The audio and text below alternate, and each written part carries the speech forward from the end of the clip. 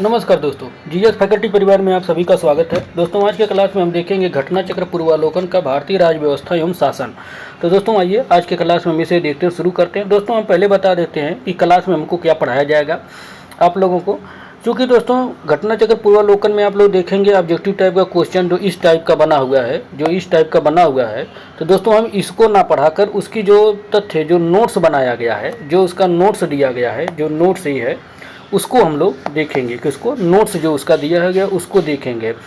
क्योंकि दोस्तों इसी का जो प्रीवियस ईयर में आया हुआ उसका निचोड़ इसमें दिया गया है, जो कि चूँकि 71वीं बीपीएससी परीक्षा दोस्तों 1 महीना बचा हुआ 13 सितंबर को उसका परीक्षा आयोजित होगी। तो उसके पहले हमको दोस्तों सभी उसका पूर्वावलोकन का यथास्थिति इसको सभी हम लोग को रिवीजन मारना है। इस वजह से दोस्तों जल्दी उसकी व्याख्या को हम लोग देख लेते हैं और उसी में से क्वेश्चन फंसेगा टोटल। आइए देखते हैं।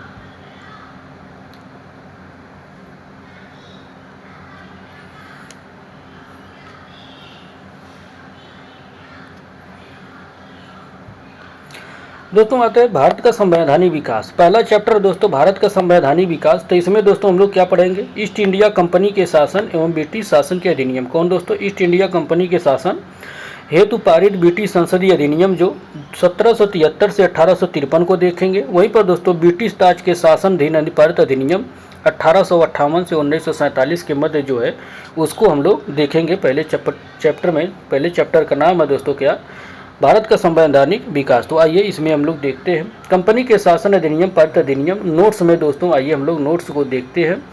आप लोग इसको दोस्तों पढ़ते जाइएगा, ध्यान से इसका नोट्स भी बनाते जाइएगा ताकि आप लोगों को बहुत बेनिफिशियल हो सके।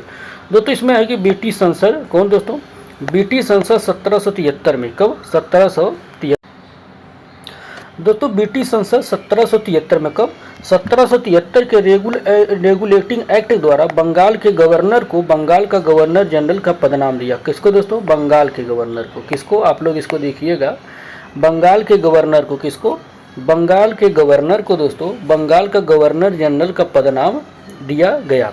वहीं पर दोस्तों उसकी सहायता के लिए एक 4 सदस्यीय कार्यकारी परिषद का गठन किया गया। कितने, 4 सदस्यीय। इसको ध्यान दीजिएगा कि 4 सदस्यीय परिषद का गठन किया गया दोस्तों, जिनका कार्यकाल 5 वर्ष रखा गया। इसको भी आप लोग ध्यान दीजिएगा। वहीं पर दोस्तों इस एक्ट के द्वारा वारेन हेस्टिंग्स बंगाल का प्रथम गवर्नर जनरल बना। कौन दोस्तों, वारेन हेस्टिंग्स को दोस्तों बंगाल का प्रथम गवर्नर जनरल बनाया गया तथा फ्रांसिस क्लेवरिंग मानसन एवं वारेबल काउंसिल के सदस्य नियुक्त किए गए। तो दोस्तों ये 4 सदस्यीय था। कितने दोस्तों, 4 सदस्य था, जिसमें से दोस्तों 1, 2 फ्रांसिस एक हो गया, क्लेवरिंग दूसरा हो गया, मानसन तीसरा हो गया, वहीं वारेबल चौथा हो गया, जो कि दोस्तों इसका अध्यक्ष बनाया गया गवर्नर जनरल वारेन हेस्टिंग्स था। इस वजह से इसका 4 ही सदस्य है, वहीं पर 5वां मेंबर इसका नहीं है दोस्तों। वहीं पर आगे इसको कि सह परिषद गवर्नर जनरल को बंगाल में फोर्ट विलियम की प्रेसिडेंसी के सैनिक एवं असैनिक शासन का अधिकार दिया गया तथा इसे प्रमुख मामलों में दोस्तों विदेश नीति है। वहीं पर दोस्तों मद्रास और बम्बई के प्रेसिडेंसियों का अधीक्षण भी करना था। किसको, ये पूछ सकता है दोस्तों, पूछा है मद्रास और बम्बई का, पूछा है कि दोस्तों किस प्रेसिडेंसी का अधीक्षण भी गवर्नर जनरल को दिया गया। किसको दिया गया, मद्रास और बम्बई का प्रेसिडेंसी का अधीक्षण दिया गया। वहीं पर दोस्तों इसी एक्ट के तहत कलकत्ता में 1774 में, कब 1774 ईस्वी में एक उच्चतम न्यायालय की स्थापना की गई। इसको आप लोग ध्यान दीजिएगा, कहाँ पर, कलकत्ता में दोस्तों 1774 में एक उच्चतम न्यायालय की स्थापना की गई, जिसमें मुख्य न्यायाधीश और 3 अन्य न्यायाधीश थे। तो दोस्तों इसको ध्यान दीजिएगा कि अन्य न्यायाधीशों की संख्या कितनी थी, तो 3 न्यायाधीश इसमें थी। वहीं पर दोस्तों कंपनी के कर्मचारियों को निजी व्यापार करने तथा भारतीयों से उपहार लेने से प्रतिबंधित किया गया था। दोस्तों प्रतिबंधित किया गया था। कौन दोस्तों, कर्मचारियों को निजी व्यापार करने तथा भारतीयों से उपहार लेने के लिए इसमें प्रतिबंध भी लगाया गया था 1773 के रेगुलेटिंग एक्ट में। आइए आगे देखते हैं दोस्तों। अगला एक्ट है दोस्तों पिट्स इंडिया एक्ट। कौन, पिट्स इंडिया एक्ट अगला है दोस्तों 1784। दोस्तों इसमें कंपनी के राजनीतिक और व्यापारिक कार्यों का पृथक्करण किया गया। इसमें आप लोग ध्यान दीजिएगा, पूछा है प्रीवियस ईयर में दोस्तों कंपनी के राजनीतिक और व्यापारिक कार्यों का पृथक्करण किस एक्ट में किया गया, तो पिट्स इंडिया एक्ट 1784 में किया गया। राजनीतिक और व्यापारिक कार्यों का पृथक्करण किया गया। वहीं पर दोस्तों इस एक्ट में निदेशक मंडल के कंपनी के कर व्यापारिक मामलों के अधीक्षण की अनुमति तो दी गई, परंतु राजनीतिक मामलों के प्रबंधन के लिए नियंत्रण बोर्ड का गठन किया गया। तो ये पूछता है दोस्तों कि किसके गठन के लिए नियंत्रण बोर्ड का गठन किया गया था? तो दोस्तों राजनीतिक मामलों के प्रबंधन के लिए। किसके? राजनीतिक मामलों के प्रबंधन के लिए इस बोर्ड का गठन किया गया था। वहीं पर दोस्तों 1786 के अधिनियम के द्वारा गवर्नर जनरल को विशेष परिस्थितियों में अपनी परिषद के निर्णय को निरस्त करने तथा लागू करने का अधिकार भी प्रदान किया गया। वहीं पर दोस्तों गवर्नर जनरल को प्रधान सेनापति की शक्तियां भी प्रदान की गई थी। किसकी दोस्तों? प्रधान सेनापति की। तो इसको आप लोग ध्यान दीजिएगा। वहीं पर दोस्तों ये दोनों अधिकार लॉर्ड कॉर्नवालिस ने प्राप्त किए। कौन कौन अधिकार दोस्तों? गवर्नर जनरल का प्रधान सेनापति किसे बनाया गया दोस्तों? लॉर्ड कॉर्नवालिस को बनाया गया। वहीं पर दोस्तों 1793 का चार्टर एक्ट आ गया तीसरा। दोस्तों 1793 के चार्टर एक्ट के अंतर्गत दोस्तों कंपनी के अधिकारों को 20 वर्ष के लिए बढ़ाया गया। किसके? 20 वर्ष के लिए बढ़ाया गया। इसको ध्यान दीजिएगा। आइए आगे देखते हैं 1813 के। आइए दोस्तों 1813 के चार्टर एक्ट में क्या है उसके देखते हैं।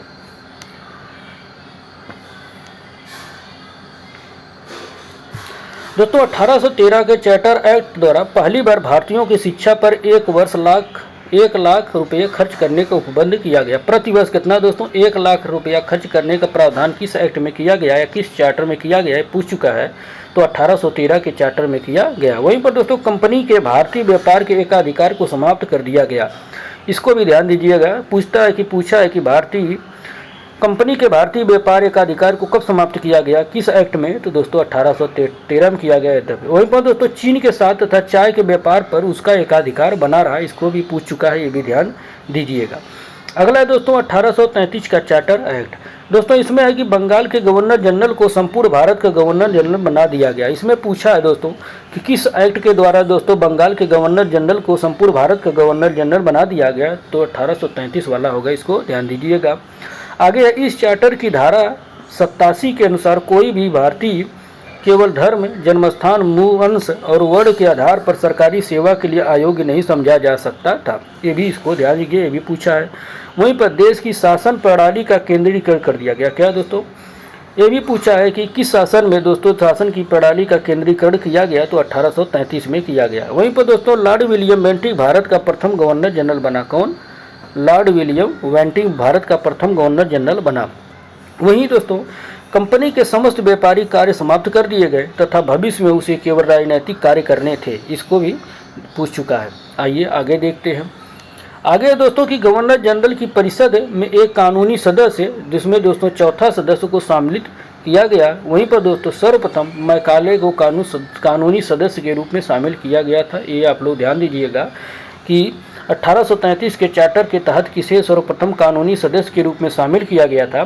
तो लॉर्ड मैकाले को शामिल किया गया। तो वहीं पर दोस्तों इस एक्ट के तहत परिषद गवर्नर जनरल को पूरे भारत के लिए कानून बनाने का अधिकार प्रदान किया गया। किसको दोस्तों? परिषद गवर्नर जनरल को दिया गया है ये अधिकार की पूरे भारत के लिए कानून बना सके।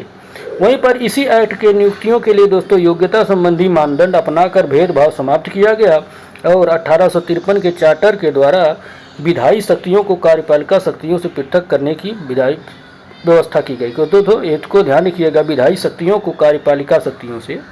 इसको आप लोग तुलना इसकी कर लीजिएगा कि पूछा है कि दोस्तों विधायी कार्य शक्तियों को कार्यपालिका शक्तियों से पृथक करने की व्यवस्था किस एक्ट में किया गया। तो दोस्तों 1853 के चार्टर एक्ट में किया गया इसका प्रावधान। वहीं पर दोस्तों विधि निर्माण हेतु गवर्नर जनरल की विधायी परिषद की स्थापना की गई। किसकी दोस्तों? विधायी परिषद की स्थापना की गई। किसके लिए की गई थी?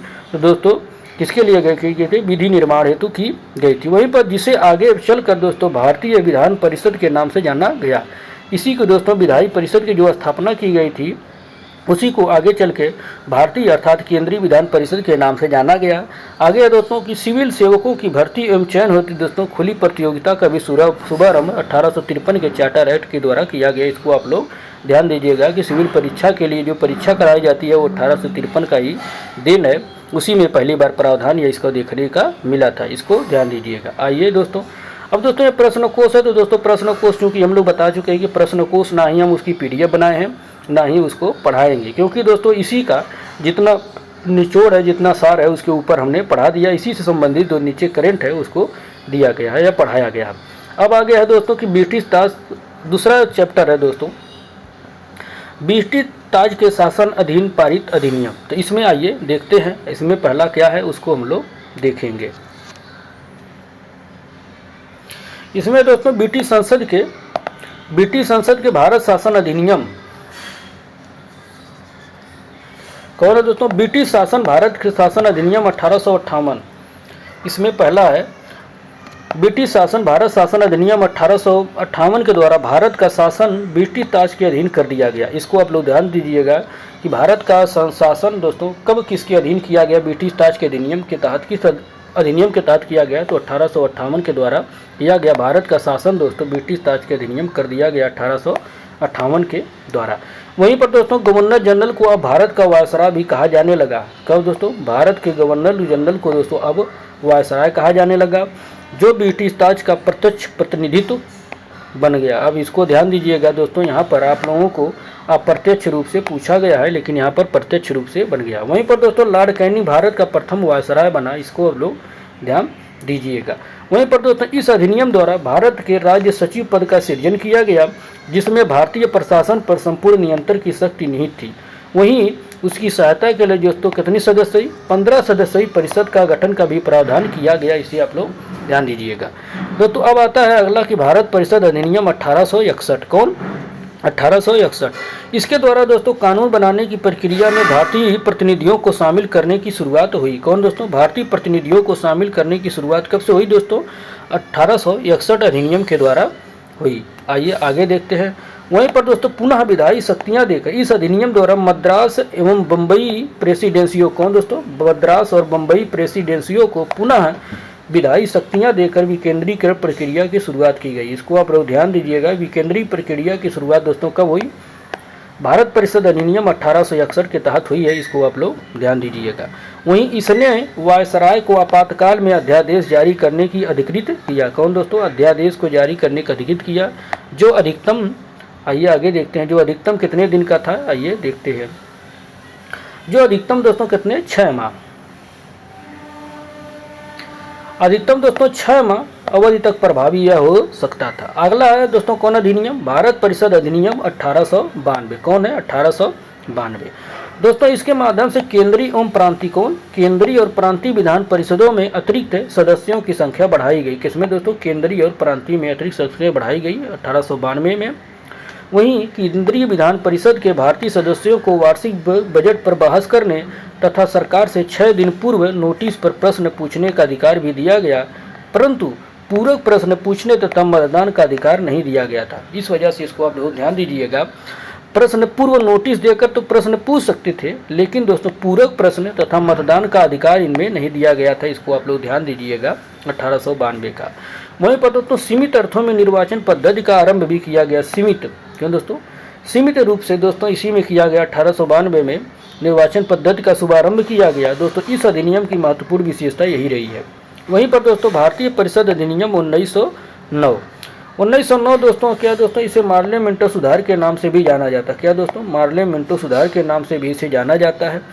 इस अधिनियम के द्वारा दोस्तों भारतीयों को विधि निर्माण तथा प्रशासन दोनों में प्रतिनिधित्व प्रदान किया गया। किसमें दोस्तों? भारत परिषद अधिनियम 1909 में किया गया। भारतीयों को दोस्तों विधि निर्माण तथा प्रशासन दोनों में, इसको आप लोग ध्यान दीजिएगा, विधि निर्माण और प्रशासन में दिया गया प्रतिनिधित्व भारतीयों को। आइए आगे देखते हैं। 1909 के तहत दोस्तों इसके तहत वायसराय की कार्यकारी परिषद में भारतीयों को पहली बार शामिल किया गया। किसमें दोस्तों? कार्यकारी परिषद में भारतीयों को पहली बार शामिल किया गया।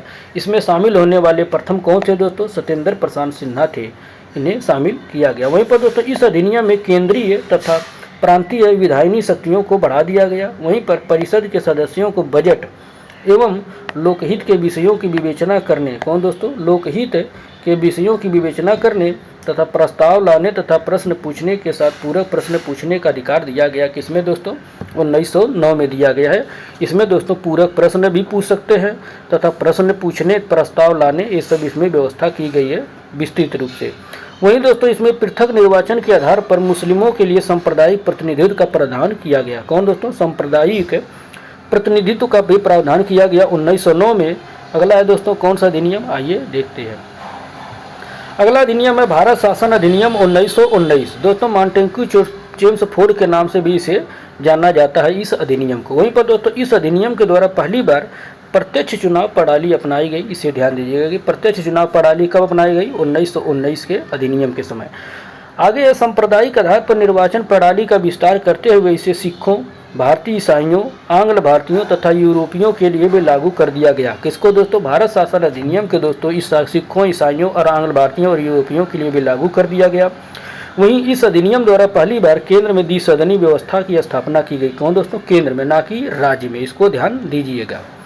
वहीं इस अधिनियम द्वारा सभी विषयों में केंद्र तथा प्रांतों में बांट दिया गया। सभी विषयों को दोस्तों केंद्रीय तथा प्रांतों में बांटा गया एवं द्विसदनी केंद्रीय विधानमंडल समस्त ब्रिटिश भारत के लिए कानून बन सकती थी। कौन दोस्तों? द्विसदनीय केंद्रीय विधानमंडल।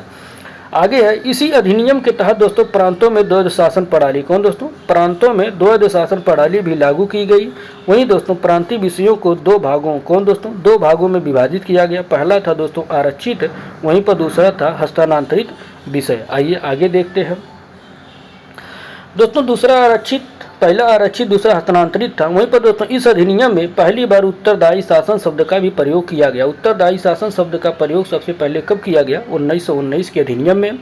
वहीं इसके अंतर्गत एक आयोग का गठन किया जाना था जिसका कार्य दोस्तों 10 वर्ष बाद इस अधिनियम की समीक्षा करने के बाद अपनी रिपोर्ट प्रस्तुत करना था। किसने दोस्तों? 10 वर्ष बाद ये अपना आयोग जो गठित होगा अपना रिपोर्ट प्रस्तुत करेगा कि यह अधिनियम सही था या गलत। अगला अधिनियम कौन है दोस्तों? भारत शासन अधिनियम 1935। आगे है, क्या होता है दोस्तों? सर्वप्रथम भारत में संघात्मक सरकार की स्थापना की गई। किसके दोस्तों? कब? 1935 में की गई। वहीं पर दोस्तों इस अधिनियम द्वारा प्रांतों में द्वैध शासन समाप्त करके केंद्र में द्वैध शासन प्रणाली लागू की गई। दोस्तों प्रांतों में खत्म कर दी गई। अब कहाँ कर दी गई दोस्तों? केंद्र में कर दी गई है, इसको ध्यान दीजिएगा। वहीं पर दोस्तों भारत में मुद्रा एवं साख पर नियंत्रण के लिए भारतीय रिजर्व बैंक की स्थापना भी की गई। इसको ध्यान दीजिएगा। भारतीय आरबीआई की स्थापना भी की गई 1935 के अधिनियम के अंतर्गत। वहीं पर दोस्तों सांप्रदायिक निर्वाचन प्रणाली का विस्तार करने के साथ दोस्तों दलित जातियों, महिलाओं एवं श्रमिकों के लिए एक स्थान आरक्षित किए गए। किसके किसके लिए? दलित जातियों के लिए, महिलाओं के लिए और श्रमिकों के लिए स्थान आरक्षित किए गए 1935 के अधिनियम में। वहीं दोस्तों इस अधिनियम के तहत 1937 में संघीय न्यायालय की स्थापना की गई। संघीय न्यायालय की स्थापना कब की गई? ये पूछता है, उसका डेट पूछता है, वर्ष पूछता है, 1937 में। आप लोग ध्यान दीजिएगा। वहीं इस अधिनियम द्वारा वर्मा को ब्रिटिश भारत से अलग कर दिया गया और उसको दो नए प्रांतों सिंध तथा उड़ीसा का निर्माण हुआ। कब दोस्तों? वर्मा को अलग करके दो नए प्रांतों सिंध और उड़ीसा का निर्माण हुआ। वहीं पर दोस्तों इसके तहत कुछ प्रांतों द्विसदनात्मक व्यवस्था इसमें भी की गई। कुछ प्रांतों में, इसको ध्यान दीजिएगा, कुछ ही प्रांतों में द्विसदनात्मक व्यवस्था का प्रावधान किया गया। वहीं पर दोस्तों भारत स्वतंत्रता अधिनियम 1947 से ने 15 अगस्त 1947 को भारत को स्वतंत्रता एवं संप्रभुत्व राष्ट्र घोषित किया। कौन सा दोस्तों? स्वतंत्रता अधिनियम जो 1947 था वही 15 अगस्त 1947 को भारत का स्वतंत्र एवं संप्रभु राष्ट्र घोषित किया। दोस्तों इसने वायसराय का पद समाप्त कर दोनों डोमिनियन राज्यों के गवर्नर जनरल का पद सृजित किया एवं इसके अंतर्गत ब्रिटिश शाही उपाधि से भारत का सम्राट शब्द समाप्त कर दिया गया। भारत का सम्राट शब्द दोस्तों अब समाप्त कर दिया गया, जो कि 15 अगस्त आज़ाद हो गया भारत से। ब्रिटिश शासन खत्म हो गया था, अब भारत का शासन चालू हो गया था। इस वजह से ब्रिटिश शासन का जितना भी प्रावधान सब समाप्त कर दिया गया। आइए अब देखते हैं समिति और उसके अध्यक्ष कौन कौन बनाए गए थे। दोस्तों संघीय संविधान समिति का अध्यक्ष बनाया गया था पंडित जवाहरलाल नेहरू को। वहीं पर दोस्तों प्रक्रिया विषय नियामक संबंधी समिति का अध्यक्ष दोस्तों किसे बनाया गया था? वो डॉक्टर राजेंद्र बाबू बनाया गया था। वहीं पर दोस्तों संचालन समिति का अध्यक्ष डॉक्टर राजेंद्र प्रसाद को बनाया गया था। अब प्रारूप समिति का अध्यक्ष कौन था? डॉक्टर भीमराव अम्बेडकर बनाए गए थे। वहीं पर दोस्तों आइए आगे देखते हैं। दोस्तों मौलिक अधिकार, अल्पसंख्यकों एवं जनजाति और अपवर्जित क्षेत्रों संबंधी सलाहकार समिति का अध्यक्ष किसे बनाया गया था? दोस्तों सरदार पटेल को बनाया गया था इन सभी का।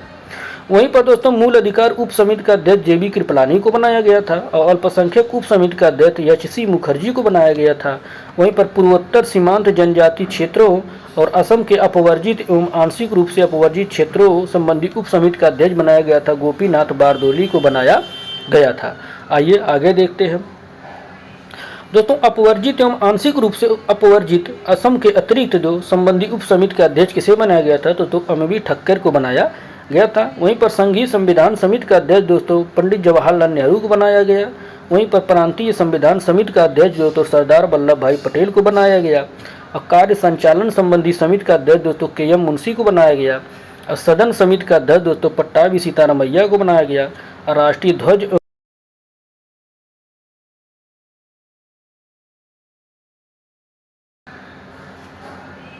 For that, you'll have to turn on Wi-Fi and connect to an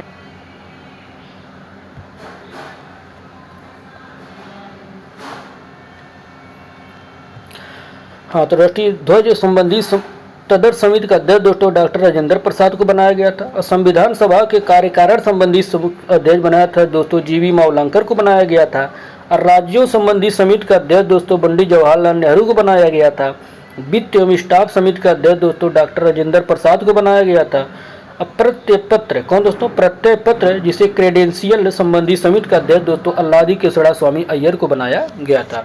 दोस्तों ये जो समिति थी, क्योंकि दोस्तों ये सब जितना अध्यक्ष बनाए गए थे 1937 में दोस्तों जो कि चुनाव हुआ था प्रांतीय चुनाव का, तो उसमें दोस्तों उसके लिए अध्यक्ष बनाया गया था किसको किसको, इस वजह से इसमें पढ़ाया गया। आइए इसमें आगे और देखते हैं।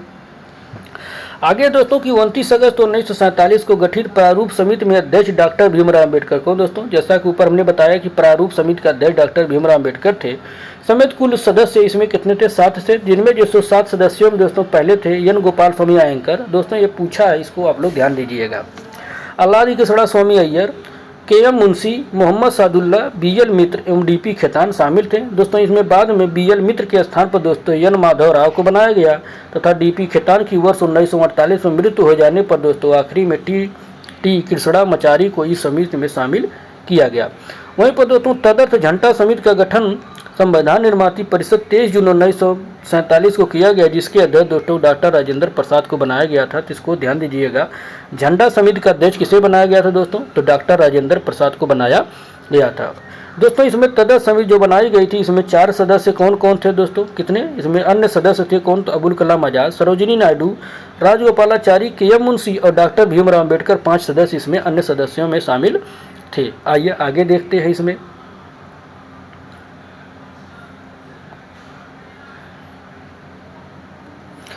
आइए देखते हैं दोस्तों संविधान सभा की प्रमुख समितियां, उनके अध्यक्ष इस प्रकार कौन है दोस्तों, समिति हो गए, इधर अध्यक्ष हो गए।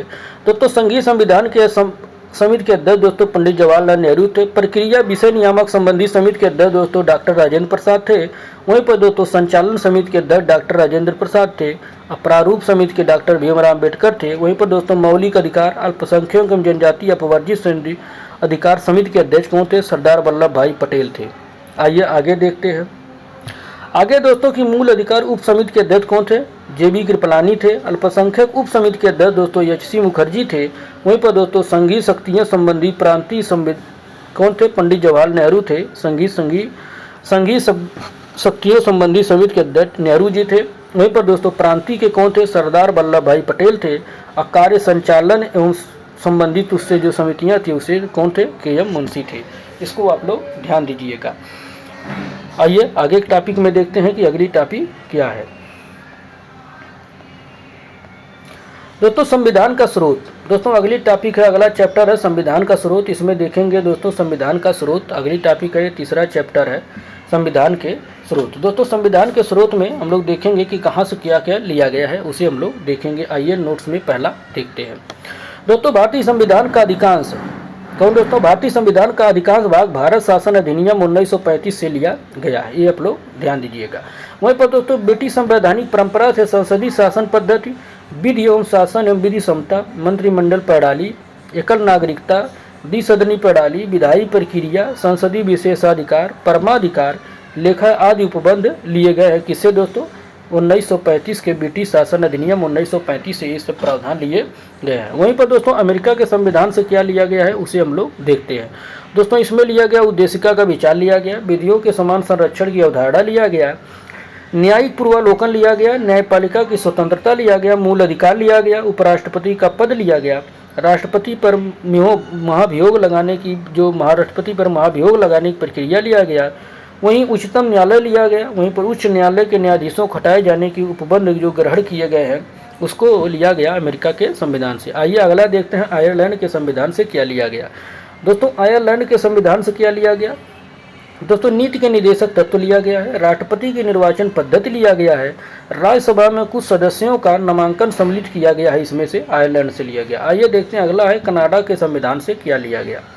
दोस्तों कनाडा के संविधान से सशक्त केंद्र के साथ संघीय व्यवस्था को लिया गया, केंद्र द्वारा राज्यों की नियुक्ति लिया गया, उच्चतम न्यायालय का परामर्शी न्यायालय निर्णय लिया गया, अवशिष्ट शक्तियों का केंद्र में निहित होना लिया गया, आदि ग्रहण की गई। ये सब दोस्तों जो मुख्य था वो सब लिया गया। अवशिष्ट शक्तियों दोस्तों इसको लिया गया। अवशिष्ट शक्तियाँ किसमें होती है दोस्तों? राष्ट्रपति में होती है, इसको ध्यान दीजिएगा। ये कनाडा से लिया गया है। वहीं पर दोस्तों संसद के दोनों सदनों की संयुक्त बैठक, उद्देशिका की भाषा, व्यापार, वाणिज्य एवं समागम की स्वतंत्रता, समवर्ती सूची की व्यवस्था, ये सब कहाँ से लिया गया है? ये सब भी कनाडा के संविधान से लिया गया है। ये ध्यान दीजिएगा। उद्देशिका की भाषा है, आप लोग ध्यान दीजिएगा कहाँ से लिया गया है? आयरलैंड के नहीं, कनाडा से लिया गया है, इसको ध्यान दीजिएगा। अगला देखते हैं कि ऑस्ट्रेलिया के संविधान से क्या लिया गया है दोस्तों। सॉरी दोस्तों, ये सब जो ऊपर था दोस्तों ऑस्ट्रेलिया के संविधान से लिया गया। संसद की दोनों शक्ति संयुक्त बैठक, उद्देशिका की भाषा, व्यापार एवं उद्योग समागम की स्वतंत्रता तथा समवर्ती सूची की व्यवस्था, ये सब दोस्तों कहाँ से लिया गया है? ये सब दोस्तों जितना है दोस्तों, रुक जाइए, इसे हम लोग दूसरे कलर से देख लेते हैं दोस्तों। ये सब जितना है ये सब ऑस्ट्रेलिया के प्रावधान से लिया गया है, ध्यान दीजिएगा। वहीं पर दोस्तों जापान से क्या लिया गया है दोस्तों? विधि द्वारा स्थापित प्रक्रिया लिया गया है, इसको ध्यान दीजिएगा। आइए दक्षिण अफ्रीका से क्या लिया गया है उसको हम लोग देखते हैं। दक्षिण अफ्रीका से क्या लिया गया दोस्तों? संविधान में संशोधन की प्रक्रिया या व्यवस्था जो है वहाँ से लिया गया। वहीं पर दोस्तों राज्यसभा के सदस्यों का निर्वाचन जो ग्रहण किया गया है वो भी दक्षिण अफ्रीका से लिया गया है। आइए अगला देखते हैं। मूल कर्तव्य तथा प्रस्तावना में न्याय। प्रस्तावना में न्याय कौन कौन से है दोस्तों? 3 है, सामाजिक है, आर्थिक है और राजनीतिक न्याय जो है वो भी कहाँ से लिया गया है दोस्तों? दक्षिण अफ्रीका से लिया गया है। आइए आगे देखते हैं। आगे देखते हैं कि सोवियत संघ से क्या लिया गया है दोस्तों। पूर्व सोवियत संघ से क्या लिया गया है दोस्तों, उसको देखते हैं। पूर्व सोवियत संघ से क्या लिया गया है, हम लोग पढ़ाए हैं ना। आगे हम लोग देखें दोस्तों पूर्व सोवियत संघ से क्या लिया गया है दोस्तों। पूर्व सोवियत संघ से दोस्तों मूल कर्तव्य, प्रस्तावना में न्याय, सामाजिक, आर्थिक और राजनीतिक को आदर्श को दोस्तों पूर्व सोवियत संघ से लिया गया है। आइए आगे देखते हैं दोस्तों। फ्रांस के संविधान से क्या लिया गया है दोस्तों? प्रस्तावना में जो स्वतंत्रता है, समता है एवं बंधुत्व का आदर्श है तथा गणराज्य की अवधारणा भी ली गई है। जबकि दोस्तों जर्मनी से क्या लिया गया? जर्मनी से दोस्तों संघ की आपातकालीन शक्तियाँ ली गई और आपातकाल के दौरान मूल अधिकारों का निलंबन की व्यवस्था जो किया गया है वो भी दोस्तों जर्मनी के संविधान से लिया गया है। तो दोस्तों इस तरीके से हम लोग इसमें देखें। आइए अगला चैप्टर क्या है? अगला चैप्टर हम लोग देखते हैं, चौथा चैप्टर देखते हैं। चौथा चैप्टर क्या है दोस्तों? संविधान का स्वरूप तो हो गया। आइए अगला चैप्टर हम लोग देखते हैं। अगला चैप्टर क्या है दोस्तों? भारतीय संविधान के प्रमुख भाग। कौन दोस्तों? ये दोस्तों है चौथा चैप्टर हम लोगों का है, भारतीय संविधान के प्रमुख भाग। प्रमुख भाग में देखते हैं दोस्तों, भारतीय संविधान के क्रमांक के अनुसार 22 भागों को विभाजित किया गया। कितने दोस्तों? 22 भागों में विभाजित किया गया दोस्तों। वर्तमान में गणना की दृष्टि से दोस्तों कितने? 25 भाग हैं, इसको ध्यान दीजिएगा। भारतीय संविधान के भाग संबंधित विषय इस प्रकार हैं। आइए उसको इस प्रकार में क्या है उसको देखते हैं दोस्तों। पहला भाग किससे संबंधित है दोस्तों? संघ और उसके राज्य क्षेत्र से संबंधित है। दूसरा भाग दोस्तों नागरिकता से संबंधित है। तीसरा दोस्तों मौलिक अधिकार से। चौथा दोस्तों राज्य के नीति निर्देशक तत्व से। और दोस्तों 4 का संबंधित है मौलिक कर्तव्य से। वहीं पर दोस्तों 5 संबंधित संघ से। वहीं पर दोस्तों 6वां संबंध है राज्य से। 7वां है दोस्तों निरसित। कौन दोस्तों? 7वां को निरसित कर दिया गया है। वहीं पर दोस्तों 8वें भाग का संबंध दोस्तों संघ राज्य क्षेत्र से भी है। वहीं पर दोस्तों 9वें का प्रावधान, भाग 9 का प्रावधान पंचायत से संबंध रखता है। आइए अगला भाग देखते हैं दोस्तों। अगले भाग में 9 का दोस्तों नगर पालिका से संबंध रखता है। 9 दोस्तों सहकारी समितियों से। वहीं पर दोस्तों 10 अनुसूचित एवं जनजाति क्षेत्र से संबंध रखता है। भाग 11 में दोस्तों संघ एवं राज्यों के बीच संबंध को दर्शाया गया है। वहीं पर दोस्तों 12 में वित्त, संपत्ति एवं संविदाएं एवं वास से संबंधित भाग इसमें हैं। वहीं पर दोस्तों 13 में दोस्तों भारत के राज्य क्षेत्र के भीतर वाणिज्य, व्यापार एवं समागम की स्वतंत्रता जो है उसमें दिया गया है। वहीं पर दोस्तों 14 में संघ और राज्यों के अधीन सेवाएं हैं। वहीं पर दोस्तों 14 का में अधिकरण का प्रावधान किया गया। आइए दोस्तों अगला देखते हैं निर्वाचन। दोस्तों 15 भाग 15 दोस्तों समीक्षा अधिकारी पेपर कल हुआ है, उसमें ही 15 में पूछा है। 15 उसमें निर्वाचन पूछा है कि निर्वाचन संबंधी भाग किसमें है, तो दोस्तों भाग 15 में प्रावधान है। वहीं पर 16 में दोस्तों कुछ वर्गों के संबंध में विशेष उपबंध है। 17 में दोस्तों राजभाषा है। 18वां में दोस्तों आपात उपबंध है। 19वां में दोस्तों प्रकीर्ण है। 20वां में दोस्तों संविधान का संशोधन वर्णित है। 21वां में दोस्तों अस्थायी, संक्रमणकालीन और विशेष उपबंध शामिल है। वहीं पर 22वां में दोस्तों संक्षिप्त नाम, प्रारंभ, हिंदी में प्राधिकृत पाठ और निरसन से संबंधित प्रावधान शामिल है 22 भाग में। तो इस तरीके से दोस्तों 22 भाग हो गए। आइए आगे देखते हैं अगला चैप्टर जो है दोस्तों। अगला चैप्टर क्या है? अगला चैप्टर हम लोग देखेंगे दोस्तों संविधान में प्रमुख अनुच्छेद। आइए देखते हैं, अनुच्छेदों को देखते हैं दोस्तों, अनुच्छेद में क्या है।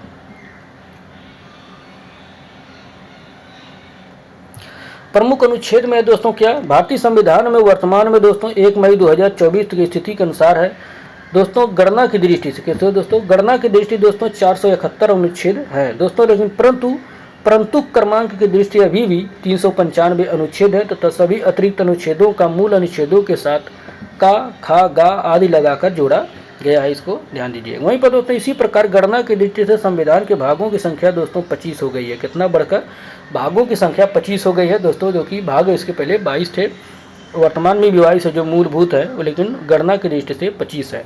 वहीं पर दोस्तों संविधान के मूल पाठ में दोस्तों 22 भाग हैं।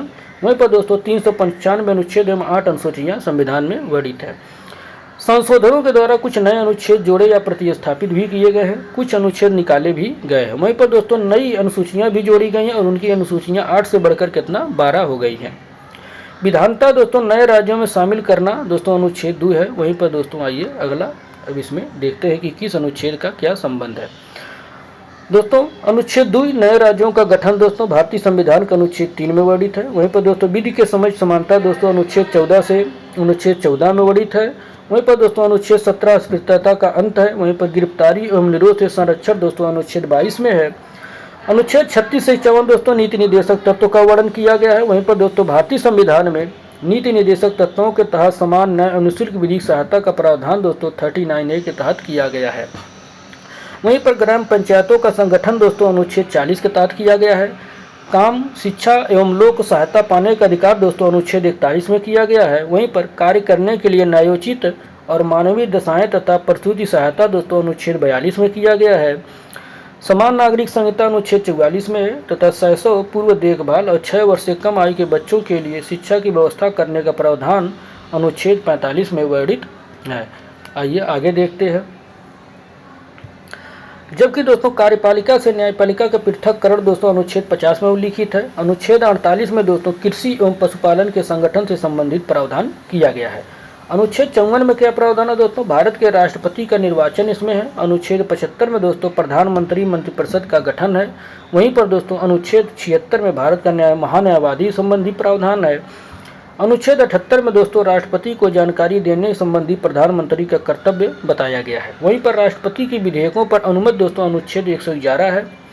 वहीं पर अनुच्छेद 117 प्रावधान है कि अनुच्छेद 110(1) का में उल्लिखित का कर संबंधी प्रावधान अर्थात आरोपण करने वाला विधेयक या संशोधन राष्ट्रपति की सिफारिश से ही पुनः स्थापित या प्रस्तावित किया जाएगा। किसमें है, इसको ध्यान दीजिएगा, अनुच्छेद 117 में।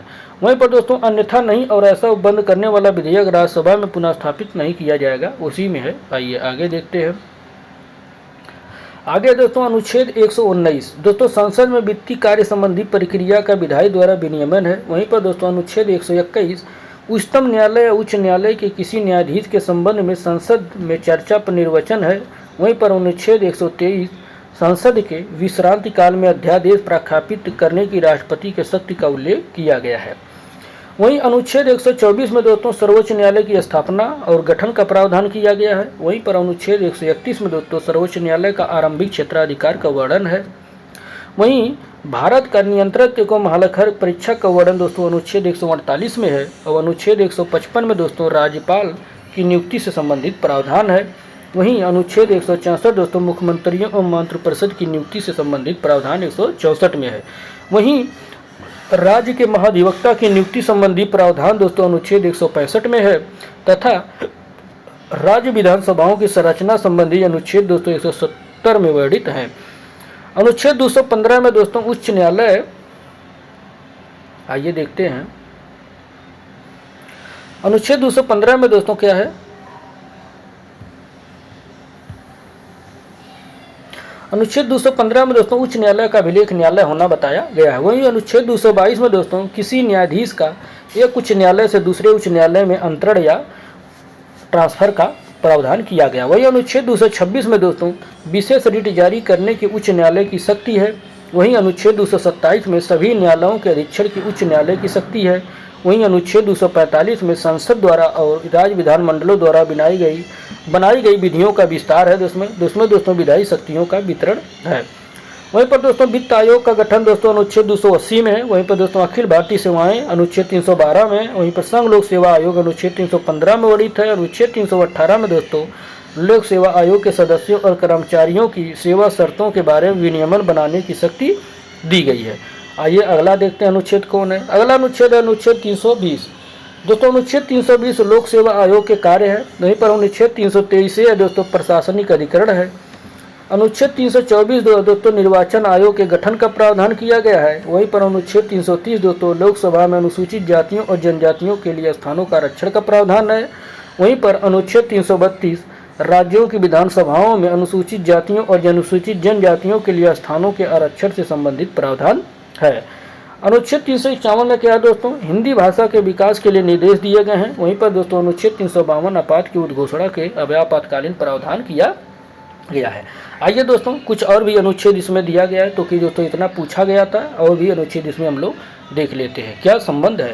दोस्तों अनुच्छेद 1 का संबंध है दोस्तों संघ का नाम और राज्य थे, तो कि दोस्तों इसमें प्रमुख अनुच्छेद जो है इंपॉर्टेंट उन्हीं को दिया गया है, वही आप लोग ध्यान दीजिएगा, इससे बाहर नहीं आएगा। अनुच्छेद 2 का संबंध दोस्तों नए राज्यों का प्रवेश या स्थापन है।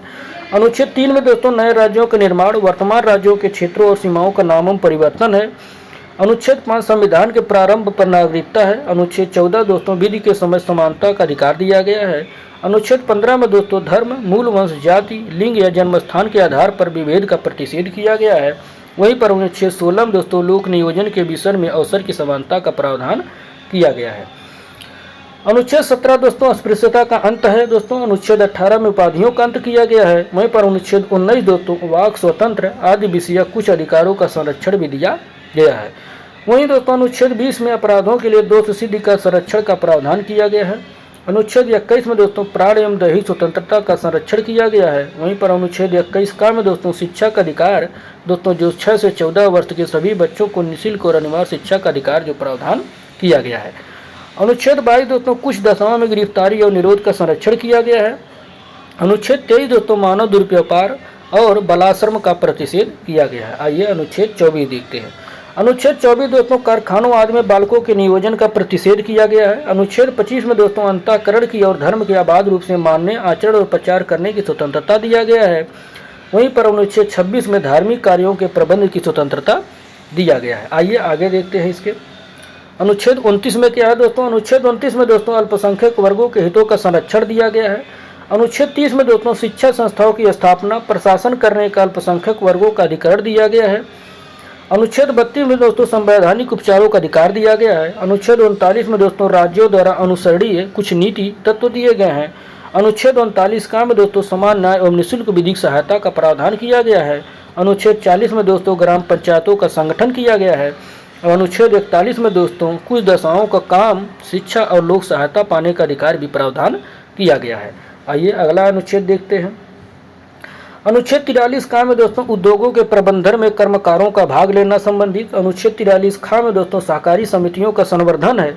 अनुच्छेद 44 दोस्तों नागरिकों के लिए एक समान सिविल संहिता का प्रावधान किया गया है।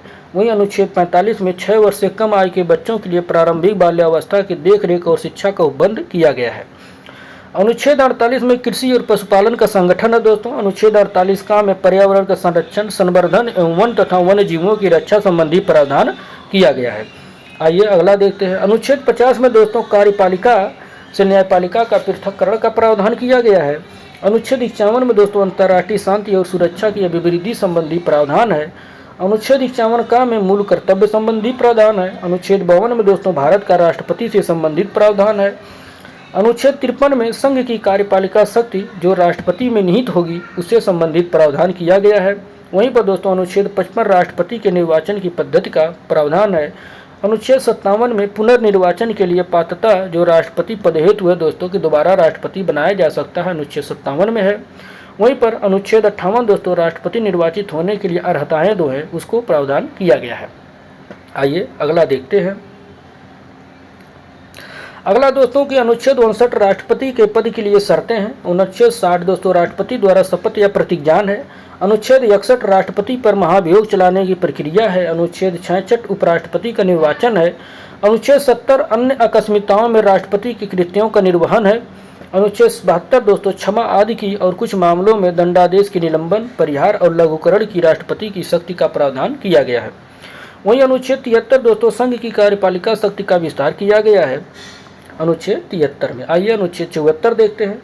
राष्ट्रपति को सहायता और सलाह देने के लिए दोस्तों मंत्रिपरिषद एक होगी, अनुच्छेद 74 में है। अनुच्छेद 75(1) में दोस्तों प्रधानमंत्री की नियुक्ति राष्ट्रपति करेगा और अन्य मंत्रियों की नियुक्ति राष्ट्रपति प्रधानमंत्री की सलाहकार से करेगा दोस्तों, किसको? अनुच्छेद 75(1) में। अनुच्छेद 76 में दोस्तों भारत का महान्यायवादी का प्रावधान किया गया। आइए अगला देखते हैं। अगला दोस्तों का अनुच्छेद 79 में दोस्तों संसद का गठन, अनुच्छेद 80 में दोस्तों राज्यसभा की संरचना है, अनुच्छेद 81 में लोकसभा की संरचना है, अनुच्छेद 83(1) में दोस्तों राज्यसभा की एक अस्थायी सदन होगा। वहीं पर अनुच्छेद 84 में दोस्तों संसद की सदस्यता के लिए अर्हता है। अनुच्छेद 85 दोस्तों संसद के सत्र, सत्रावसान और विघटन का प्रावधान किया गया है। अनुच्छेद 86 में दोस्तों संसद में सदनों में अभिभाषण का और उनके संदेश भेजने का राष्ट्रपति का अधिकार दिया गया है। आइए अगला देखते हैं। अनुच्छेद 87 दोस्तों राष्ट्रपति का विशेष अभिभाषण है। अनुच्छेद 89 दोस्तों राज्यसभा का सभापति और उपसभापति है।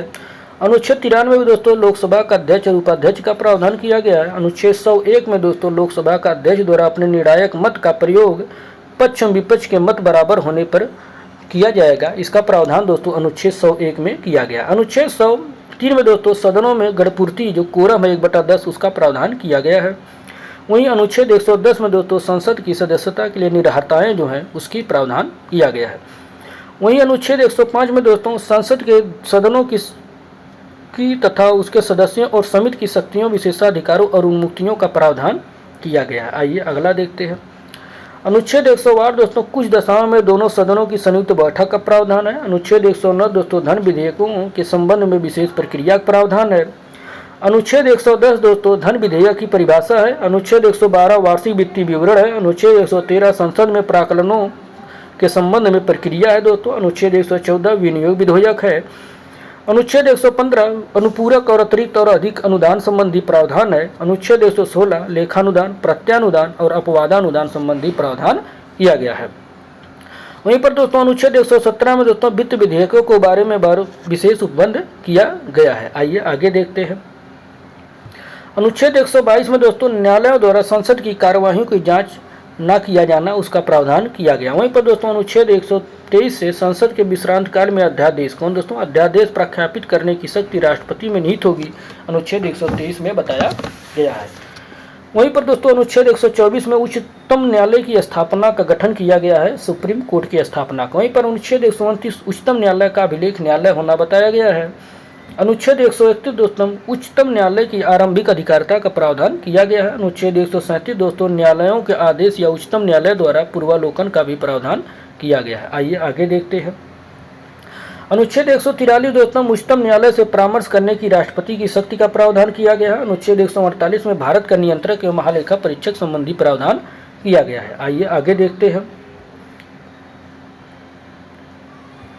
आगे दोस्तों अनुच्छेद 153 राज्यों का राज्यपाल होगा। अनुच्छेद 154 राज्य की कार्यपालिका शक्ति दोस्तों राज्यपाल में निहित होगी। अनुच्छेद 155 राज्यपाल की नियुक्ति, अनुच्छेद 156 राज्यपाल के पदावधि, वही अनुच्छेद 157 दोस्तों राज्यपाल नियुक्त होने के लिए अर्हताएं दिया गया है।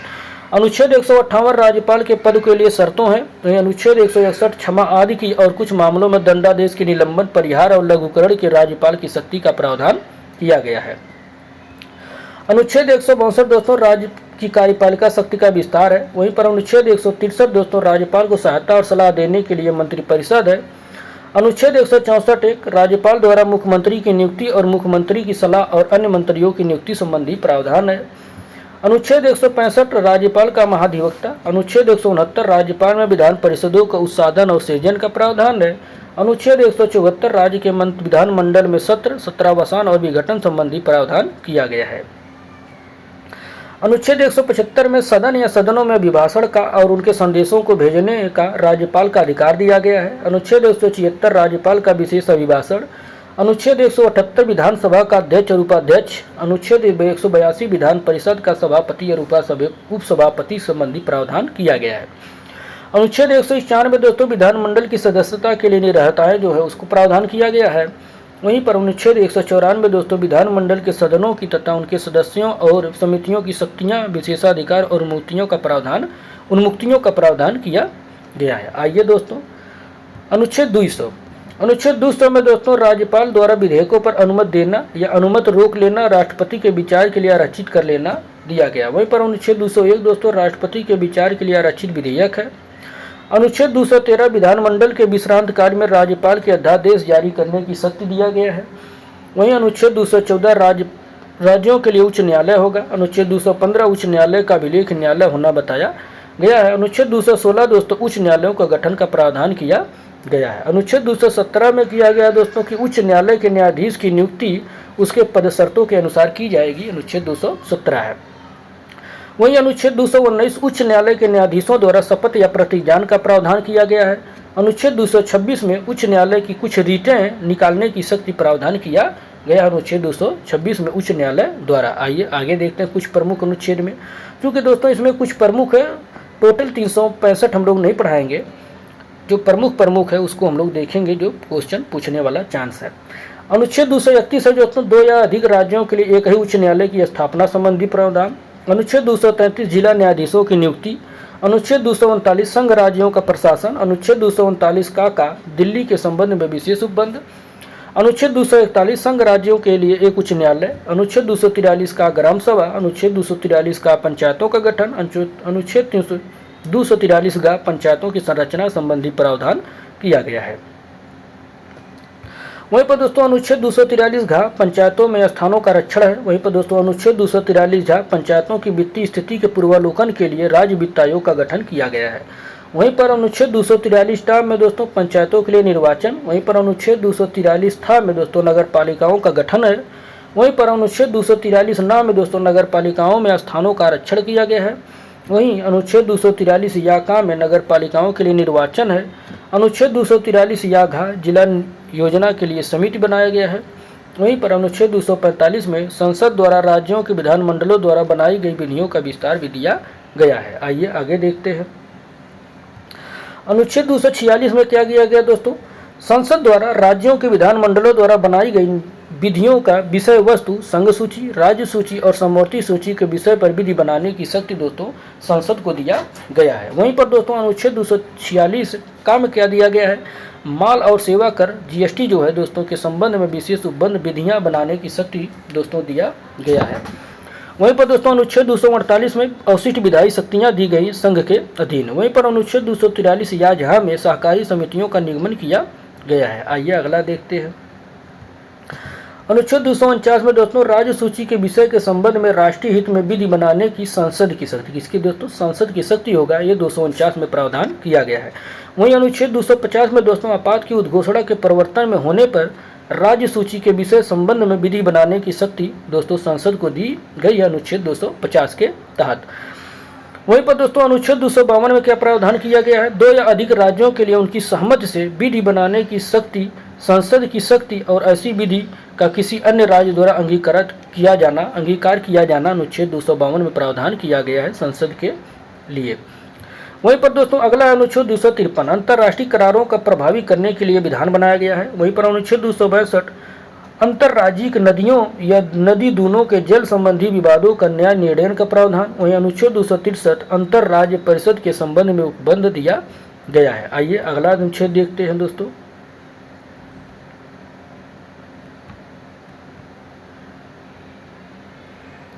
अगला अनुच्छेद है दोस्तों अनुच्छेद 266 भारत के राज्यों की संचित निधियां लोक लेखे के बारे में प्रावधान किया गया है। अनुच्छेद 267 दोस्तों भारत और राज्यों के आकस्मिक निधि का प्रावधान किया गया। अनुच्छेद 279 का में दोस्तों माल और सेवा कर परिषद जीएसटी काउंसिल बनाने का प्रावधान किया गया है।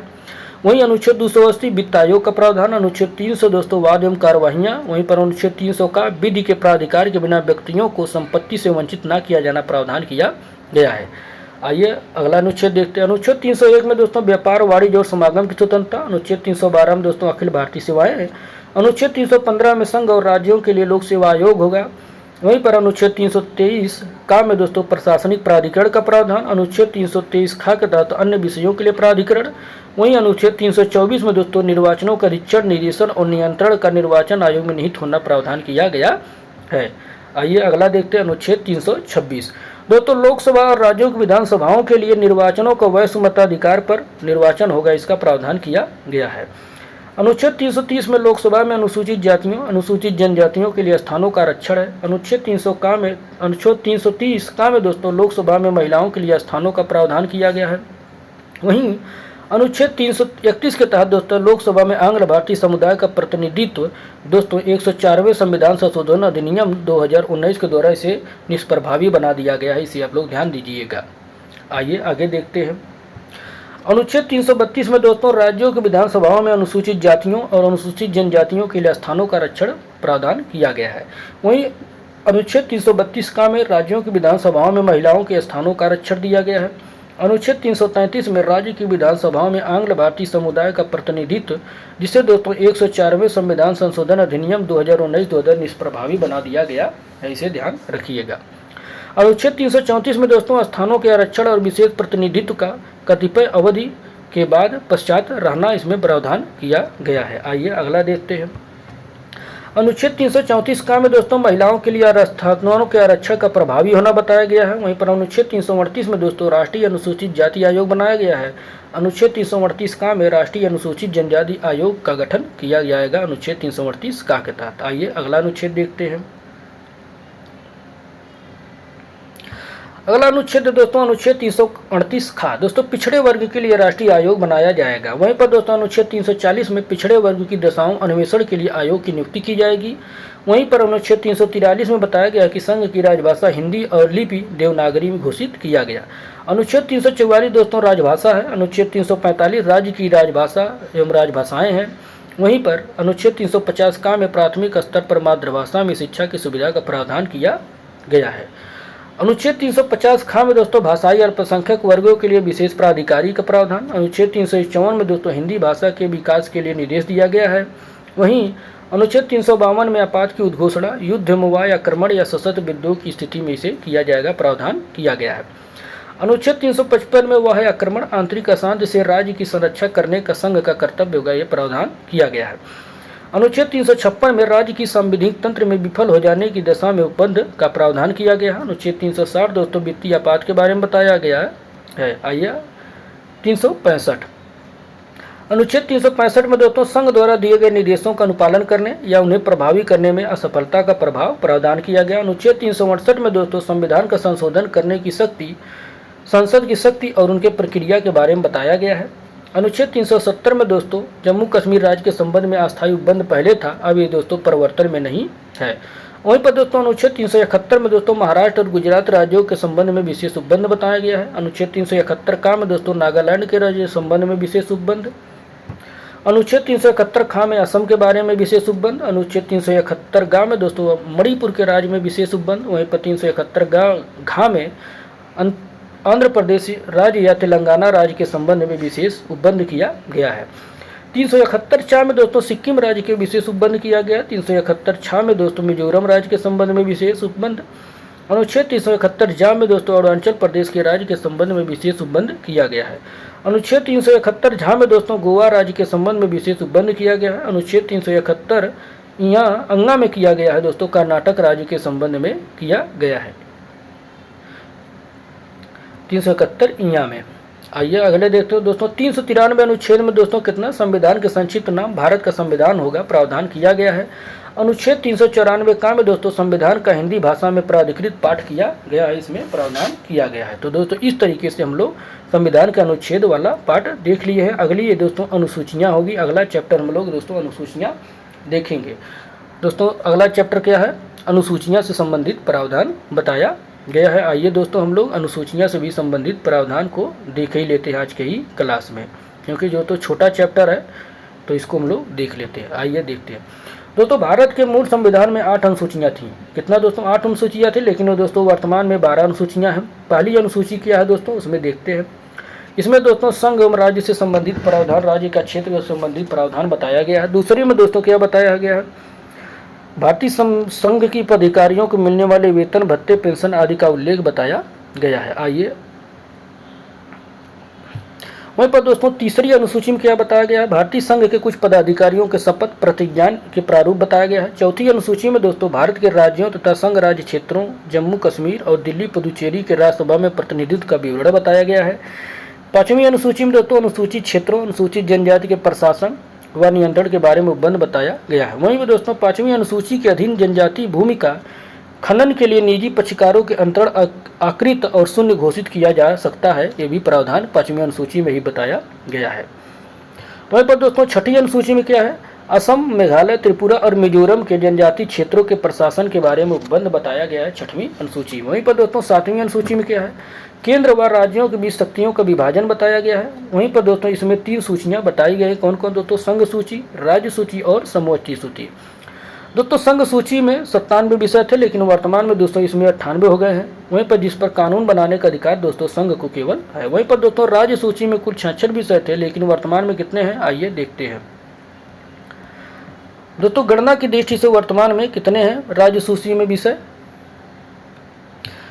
कितना है दोस्तों, 59 है, जिन पर कानून दोस्तों राज्य द्वारा बनाया जाएगा, इसको ध्यान दीजिएगा। वहीं पर दोस्तों समवर्ती सूची में वर्तमान में कुल 47 विषय सम्मिलित किया गया, लेकिन वर्तमान में दोस्तों 52 विषय इसमें शामिल है, जिन पर दोस्तों कानून बनाने का अधिकार दोस्तों संघ तथा राज्य दोनों को है। दोस्तों पुलिस, लोक स्वास्थ्य, स्वच्छता, प्रति व्यक्ति कर, गैस, कृषि, रेलवे, पुलिस, कारागार, पंचायती राज, भूमि सुधार राज्य सूची के विषय है, इसको ध्यान रखिएगा, ये पूछता रहता है, पूछा भी है तभी इसमें दिया गया है।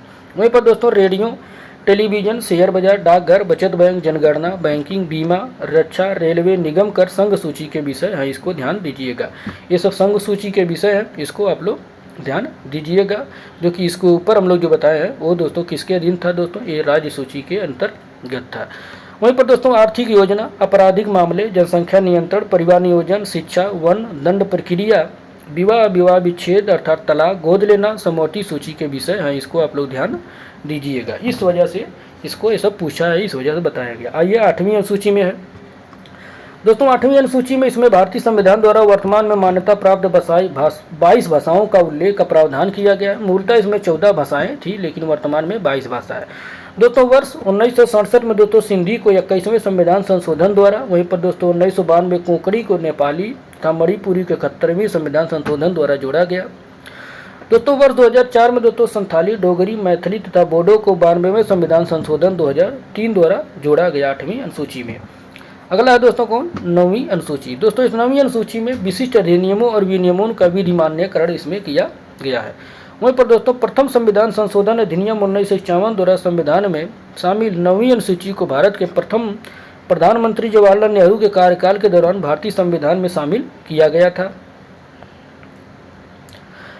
1 मई 2024 की स्थिति के अनुसार दोस्तों इस अनुसूची में 282 अधिनियम हैं। वहीं पर दोस्तों अगला है 10वीं अनुसूची। दोस्तों दल परिवर्तन के आधार पर निरहता संबंधी उपबंध इसमें किया गया है। दोस्तों 52वें संविधान संशोधन अधिनियम 1985 द्वारा संविधान में इसमें शामिल किया गया। इस अनुसूची में दोस्तों 91वें संविधान संशोधन नियम 2003 द्वारा संशोधन भी किए जा चुके हैं। वहीं पर अगला है दोस्तों 11वीं अनुसूची। दोस्तों इसमें है दोस्तों पंचायतों का अधिकार, प्राधिकार तथा दायित्व आदि के बारे में प्रावधान किया गया है। वहीं पर दोस्तों 73वें संविधान संशोधन अधिनियम 1992 द्वारा संविधान में शामिल किया गया 11वीं अनुसूची। दोस्तों इस अनुसूची में पंचायती राज से संबंधित 29 विषय शामिल किया गया है। वहीं पर दोस्तों आखिरी है 12वीं अनुसूची। आइए देखते हैं 12वीं अनुसूची और आखिरी चैप्टर। नगर पालिकाओं के अधिकार, प्राधिकार तथा दायित्व आदि के इसमें संबंधी प्रावधान। वहीं पर दोस्तों 74वें संविधान संशोधन 1992 द्वारा संविधान में शामिल किया गया इसे। वहीं पर दोस्तों शहरी स्थानीय निकाय से संबंधित 18 विषय इसमें शामिल किया गया है। 11वीं में दोस्तों 29 विषय शामिल किए गए हैं जो पंचायती राज से संबंधित है, जो कि नगर निकाय या नगर निगम से संबंधित 18 विषय 74वें से संबंधित है।